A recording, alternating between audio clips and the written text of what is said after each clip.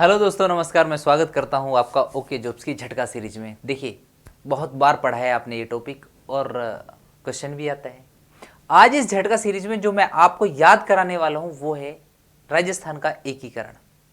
ठीक है, सब कुछ हर एक वो क्वेश्चन बताऊंगा आपको जो एग्जाम में आता है और टेंशन मत लीजिए, आप याद करा दूंगा।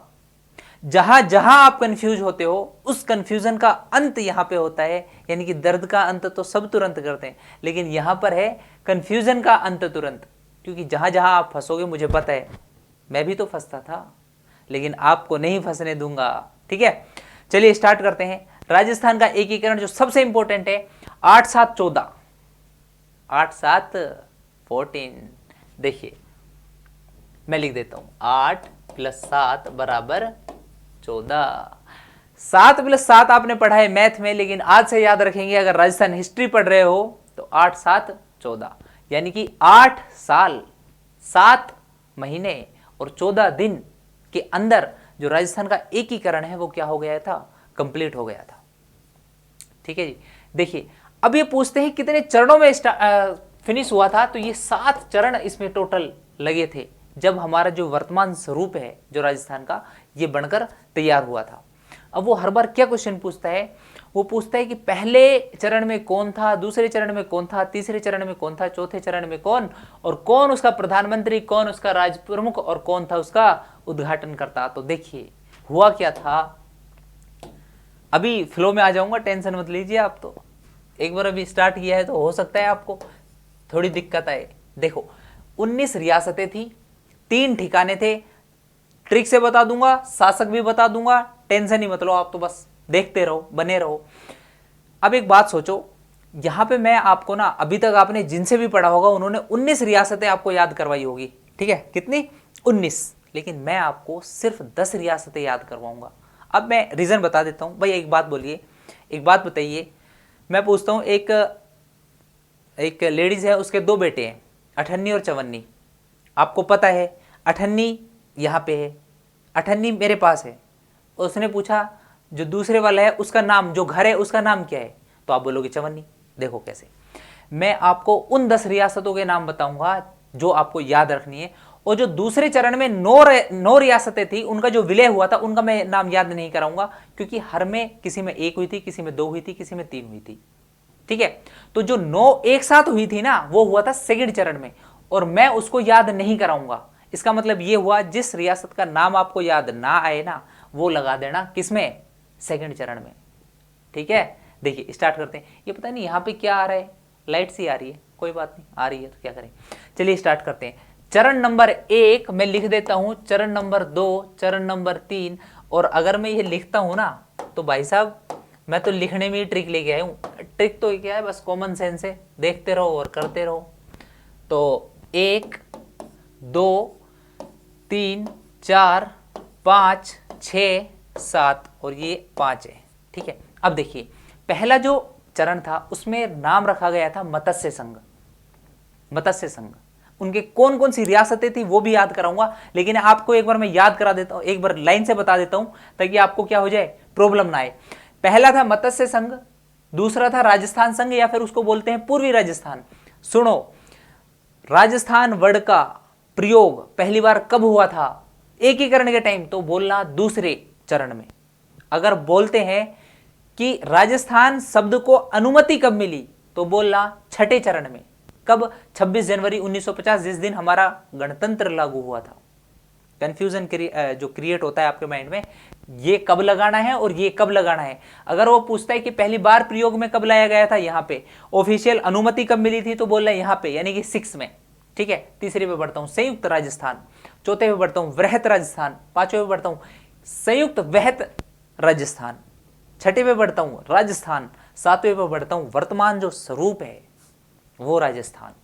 याद कराता हूं, देखिए जो स्टार्टिंग के 3 है उसमें तो है 1948, चौथे पांचवे में है 1949, छठा सबको पता है, सातवां आपको भी याद है।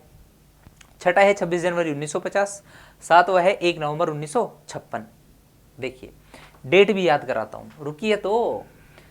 18, 25, 18, देखो क्या कॉम्बिनेशन बैठ रहा है। कॉम्बिनेशन देखो आप, तो कॉम्बिनेशन को दिखाता हूं तो देखिए आप, पहले में जब मैं 7 जोड़ रहा हूं तो मेरे को दूसरा चरण मिल जा रहा है, और जब मैं पहले में 1 महीना जोड़ देता हूं, कितने महीना, 1 महीना जोड़ देता हूं तो मेरे को मिल जाता है थर्ड चरण। ठीक है, राजस्थान दिवस मनाया जाता है 30 मार्च को। रीजन बता देता हूं क्यों, क्योंकि इस दिन लगभग बहुत सारी रियासतें, कितनी नहीं बताऊंगा, लगभग बहुत सारी रियासतों का जो है विलय राजस्थान के अंदर हो चुका था। इस वजह से राजस्थान दिवस मनाया जाता है कितने तारीख को, 30 मार्च को। लेकिन राजस्थान स्थापना दिवस मनाया जाता है 1 नवंबर, राजस्थान स्थापना दिवस कब मनाया जाता है, 1 नवंबर 1956 को। कंफ्यूजन जो क्रिएट करने वाली चीजें हैं उन सभी को मैं क्लियर करने की कोशिश कर रहा हूं, तो ध्यान से देखो मेरे भाई। मैं पहुंच चुका हूं यहां पर सॉरी, मत्स्य संघ के बाद बना था पूर्वी राजस्थान, या फिर मैं कहूं राजस्थान संघ, जो 7 दिन बाद ही बन गया था। ठीक है, उसके बाद यानी कि पहले के 1 महीने बाद आया था मेरा थर्ड स्टेज, और चौथी स्टेज आ गई थी मेरी राजस्थान दिवस के टाइम, यानी कि 30 मार्च 1949 को। चौथी आ गई थी 15 मई 1949 को। जस्ट इसका आधा है, 30 का आधा 15। आपको यहीं पे कंफ्यूज करने की कोशिश करेगा बस वो स्टार्टिंग में। ठीक है, अभी बता दे रहा हूं, और इसके क्वेश्चंस भी मैं कराऊंगा, और जब मैं क्वेश्चंस कराऊंगा तो मैं बोलूंगा कि झटका सीरीज में देखो जाकर, मैंने वहां पर बताया हुआ है। ठीक है, चलिए, ये 26 जनवरी 1950 सबको याद है, नहीं बताऊंगा। 1 नवंबर 1956 सबको याद है। अगर आपको याद नहीं है तो मेरे मित्र कुछ तो गड़बड़ है, सिलेक्शन ऐसे ही नहीं मिलेगा। देखो, प्रधानमंत्री को याद करो, गठन आपको याद हो चुके हैं, एक बार रिपीट करना, सबकॉन्शियस माइंड से सोचने की कोशिश करना, तभी सिलेक्शन मिलेगा भाई। पहला राम है बाकी सब लाल है, पहला राम है बाकी सब लाल है। एग्जाम हॉल में जब जाओगे तो पता है क्या होगा, अगर ट्रिक तो याद रह जाएगी, ट्रिक तो याद रह जाएगी, लेकिन आप कंफ्यूज हो जाओगे कि यार राम था पहले कि लाल था पहले। बता देता हूं, राम ऊपर है, हम लाल है राम के, लाल नीचे है, यानी कि राम मर्यादा पुरुषोत्तम श्री राम हमेशा ऊपर है। ठीक है, और हम क्या है, हम तो लाल है उनके, समझ रहे हो। तो लाल तो नीचे आएगा, राम सबसे ऊपर आएगा, यानी कि शोभाराम कुमावत पहले प्रधानमंत्री थे, यानी कि फर्स्ट स्टेज यानी कि मत्स्य संघ में कौन प्रधानमंत्री थे, शोभाराम। और उसके बाद जितने भी लाल है ना वो सारे लाल है। इन तीनों को भी याद करा देता हूं और फिर सारे याद हो जाएंगे आपको। आप याद रखो, good morning Hiralal, good morning Hiralal. देखो, जी गोकुललाल असावा, एम एल वर्मा मेवाड़ से रिलेटेड थे, माणिक्यलाल वर्मा। गुड मॉर्निंग हीरालाल, हीरालाल हीरालाल हीरालाल, 3 बार हीरालाल है। ठीक है, और बढ़ता हूं, मोहनलाल सुखाड़िया 3 बार मुख्यमंत्री बने हैं राजस्थान के। मोहनलाल सुखाड़िया जो कौन सी स्टेज में प्रधानमंत्री बने या फिर मुख्यमंत्री बने, 7वें चरण में, 7वीं स्टेज में। ठीक है, याद हो चुके हैं, पहला राम है बाकी सब लाल है। राज प्रमुख याद कराता हूं, राज प्रमुख याद कराता हूं, तो राज प्रमुख का कंसेप्ट समझ लो। जिस चरण में राज प्रमुख बनाया गया था ना, राज प्रमुख कहां का बना था, किस रियासत का बना था, तो रियासत होती थी जो सबसे बड़ी रियासत होती थी उस टाइम की। समझ रहे हो, नहीं समझे बताता हूं। जैसे मान लो पहले चरण में ABCD सबको याद है, ABCD को क्या करा गया था, विलय करा गया था, उसका एकीकरण करा गया था। ABCD अलवर, भरतपुर, करौली, धौलपुर। अब इनमें जो सबसे बड़ी रियासत थी, यानी कि जो इन चारों रियासतों में सबसे पावरफुल राज्य था, वो कौन था, जिसके पास जनसंख्या भी ज्यादा थी, क्षेत्रफल भी थोड़ा बहुत अच्छा खासा था, जिसके पास पावर ज्यादा थी, तो वो कौन था, उसी को हम यहां पर क्या बनाए थे, राज प्रमुख बनाए थे। अब लफड़ा हो जाता है पहली बार में, क्या, जो अलवर का शासक था, बहुत बार पूछा जाता है कि पहले चरण में लगाते हैं आंसर अलवर, क्योंकि उनको कंसेप्ट पता होता है कि वो बोलते हैं कि भाई अलवर जो था वो सबसे बड़ी रियासत थी इन चारों में से, तो उसका राजा क्या बने, उसका जो शासक है वो क्या बनेगा, राज प्रमुख बनेगा। लेकिन ऐसा नहीं हुआ था, इसी वजह से हम फंस जाते हैं। तो कौन बना था और क्यों नहीं बना था, शासक था तेज सिंह और बना था उदयभान सिंह, ये थे धौलपुर के। और तेज सिंह क्यों नहीं बने थे, वो इसलिए नहीं बने थे क्योंकि उनके ऊपर मुकदमा चल रहा था, केस चल रहा था, कुछ गड़बड़ हो गई थी। ठीक है, अच्छा, तो उदयभान सिंह यहाँ पर बन गए, कहाँ के थे, धौलपुर के। एक बार मैं वीडियो देख लेता हूँ, चल रही है, पता चले कि गड़बड़ी हो गई। ठीक है ठीक है ठीक है, चल रही 10 मिनट हो गई, कोई बात नहीं। अब आता है भीम सिंह। तो पहली स्टेज में आपको याद रखना है ABCD अलवर, भरतपुर, धौलपुर, करौली। दूसरी भीम सिंह, 9 रियासतें थी, याद रखो, सबसे बड़ी कोटा थी, और कोटा के कौन थे शासक, भोपाल, सॉरी हाँ, जो 9 रियासतें थी और 9 रियासतों में सबसे बड़ी रियासत उस टाइम की कौन थी, सबसे पावरफुल, कोटा। और कोटा के कौन थे, महाराव भीम सिंह। और भीम सिंह थे, तो इसका मतलब हुआ जो शासक, जो राज प्रमुख बनेगा वो कौन बनेगा, भीम सिंह बनेंगे। तीसरी बात करता हूं, थर्ड स्टेज में। तो 9 रियासतें जो थी ना यहाँ पे, मैं उनको याद नहीं कराऊंगा, 4 याद करा चुका हूं आपको, 10 याद करा दूंगा, 9 को भूल जाना, आंसर सही हो जाएगा आपका, टेंशन ही मत लो आप। तो तीसरे पे 3 देखो, 3 लिखा हुआ है। स्टेज कौन सी चल रही है, थर्ड। नाम क्या है, संयुक्त राजस्थान। 3 में देखो उदयपुर दिख रहा है, 3 उदयपुर। तो तीसरी स्टेज में किसको शामिल किया गया था, उदयपुर को शामिल किया गया था। ठीक है, अच्छा, उदयपुर के शासक कौन थे, महाराणा भूपाल सिंह। महाराणा भूपाल सिंह खतरनाक आदमी, सबसे खतरनाक। वो बोलते हैं ना कि या तो मेरा ये काम करो, अदरवाइज फिर मैं ये करूंगा, उस हिसाब के आदमी। रीजन बताऊंगा, क्यों टेंशन ले रहे हो। ये बन गए, उदयपुर को मिला दिया गया, ठीक है। चौथी स्टेज, 4 यानी कि 4 रियासतों को शामिल किया गया था, समझ रहे हो। 4 कौन सी, ट्रिपल जे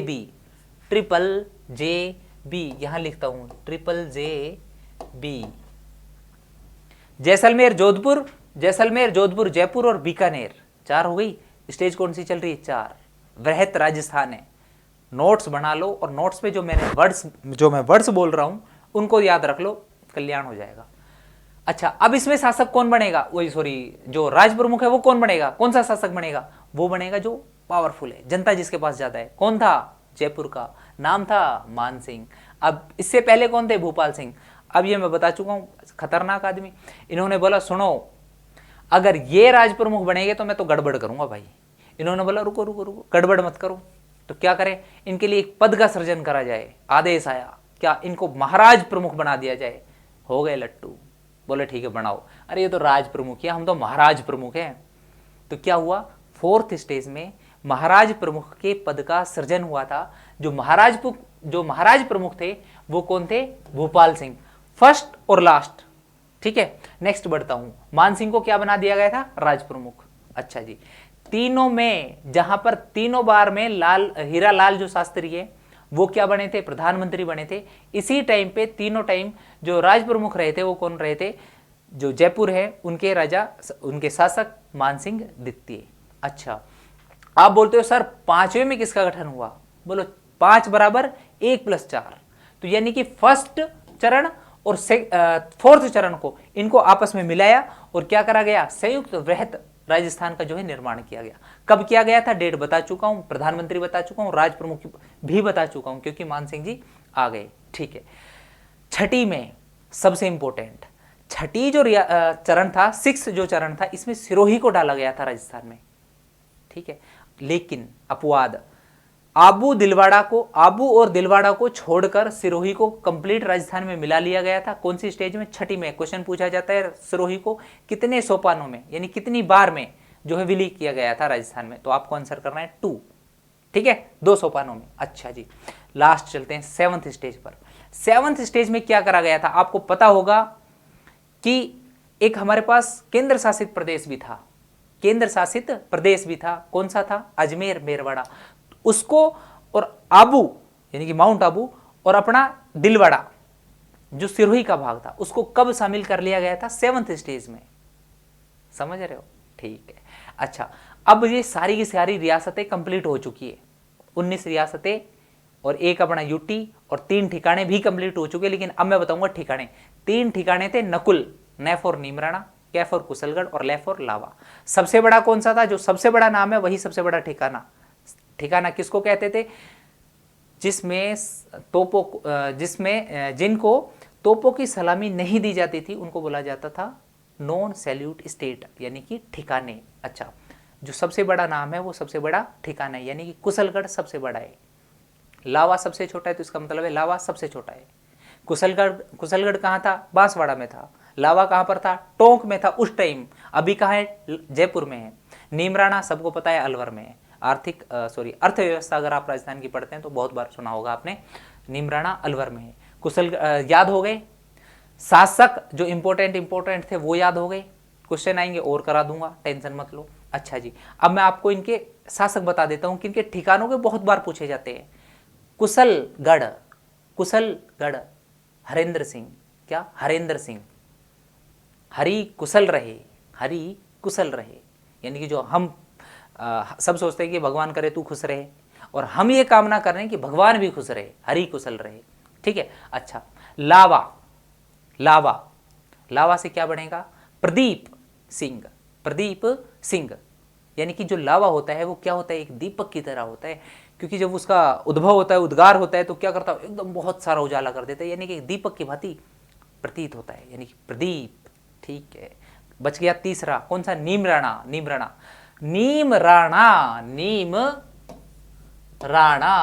राणा क्या करेगा? राज करेगा, यानी कि राजेंद्र सिंह। भाई साहब क्या बना लेना है आपको? मैं बोल रहा हूं, लिख नहीं रहा हूं, सिर्फ आपको नोट्स बना लेना है। ठीक है। राणा क्या करेगा? राज करेगा, यानी कि राजेंद्र सिंह। 3 ठिकाने, 3 शासक याद हो चुके हैं आपके, सब कॉन्शियस माइंड में जा चुके हैं। क्वेश्चन देखोगे डायरेक्ट टिक करोगे, टेंशन मत लो। आप तो किसी प्रैक्टिस कराऊंगा, आगे देखेंगे। अच्छा, अब सुनो, इनके उद्घाटनकर्ता कौन थे?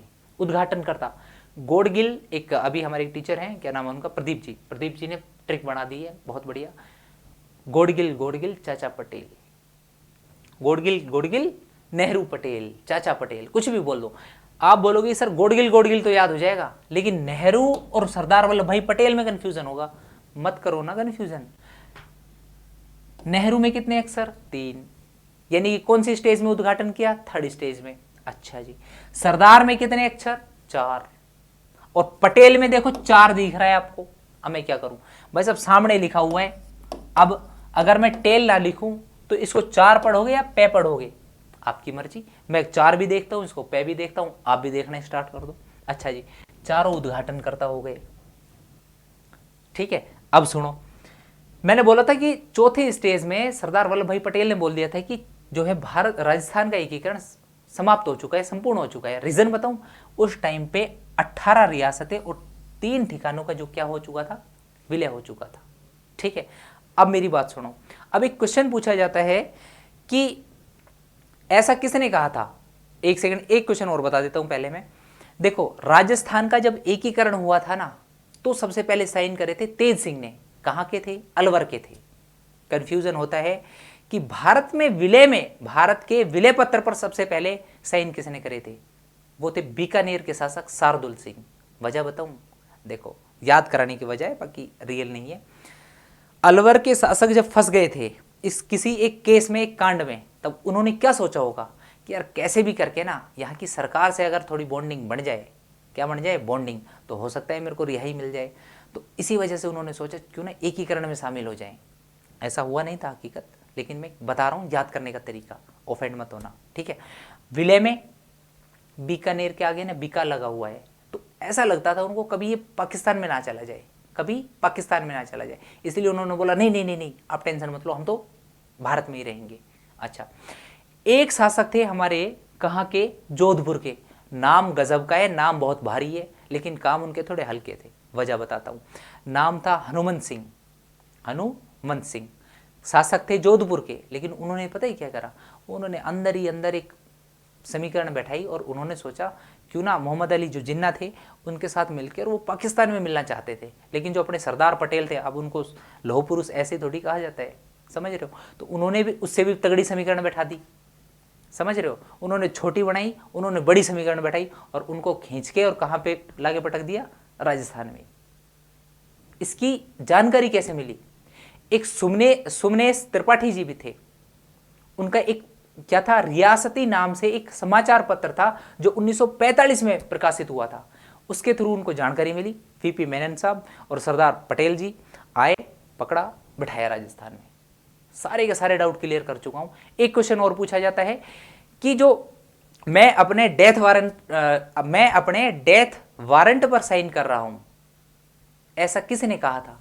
वो थे शासक बांसवाड़ा के चंद्रवीर सिंह। दूसरी में बांसवाड़ा का मैंने नाम नहीं लिया ना, इसका मतलब क्या हुआ कि इसका मतलब ये हुआ कि कहां पे इसका वो होगा, एकीकरण कौन सी स्टेज में होगा, सेकंड स्टेज में होगा।